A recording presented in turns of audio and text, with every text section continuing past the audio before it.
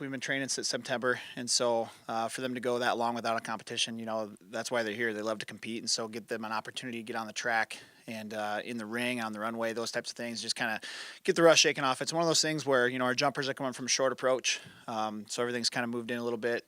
The throwers, they haven't been able to throw the weight throw all that much indoor practices, and so just a good chance to get them out there. Really, the message going in was just, come with a really good, positive mentality and effort. Championship caliber effort is what we talk about on a weekly basis. And so even though you might not be ready to perform at your best like we will in February for indoors or in May for outdoors, it's all about having consistency in your effort and your approach to what we're doing. And so that was on display this weekend, and was really pleased with what we saw. On the field event side, on the men's side, Keegan Trital, Isaac Holtz, they opened up in the shot put, both over 57 feet. And so when you can do that, I think both of them opened up about a meter further than what they did last December. And then we had a freshman in the high jump, Owen Minchell, who set an actual personal best in the high jump from a short approach. And so when you can do that, that's fantastic. And so that's not something that typically always happens.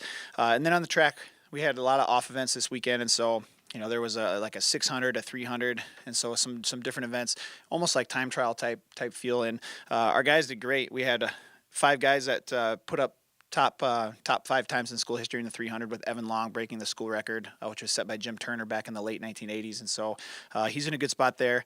On the women's side, the high jumpers had a great weekend off a short approach. I think we had 3 girls jump around 5'4", 5'5", right in there, which was really nice. And then on the track, Maddie McCullough, who last year, when I talked about Maddie, her last name was Maddie Bell. She got married this summer, so when I'm talking about Maddie McCullough, it's Maddie Bell now this year, McCullough. But she broke a school record that was set by Chantel Twiggs in the early 90s, and Chantel was an All-American in the 200. And so for Maddie, she just beat it. She crushed it. She beat it by almost a half a second. So really pleased with where she is at it. And then Lindsay Schenkel came off cross-country season and stepped on the track and ran 1,000 for us there, another one of those off-event type of things. And she ran, I think, the 4th fastest time in school history. So a lot of really good performances across the board. I like where the mindset was at coming into the weekend.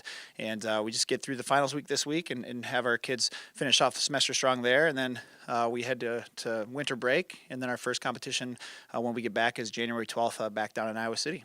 You want them knowing that when they get back, because then we don't stop. It's 6 weeks from when we get back to the conference championships, and that's not a whole lot of time. And so for them to get a taste of competition, get a chance to see some other schools that we saw, it was great. Illinois State was there, so getting a chance to see another conference opponent is really beneficial, because it's going to keep them kind of on edge and let them know when they get back it's really time to get going. And so we got to trust that they get the work done, because we bring them back a week early is all, and so they have about 3 weeks, 2.5, 3 weeks on their own at home. And so we trust that they're going to put in the work and keep moving forward from where we have had, which we have had a great fall block of training, probably one of the best fall training blocks I've seen in my 11 years being here. And so I'm really excited to see kind of how that pans out as we head into the competition season.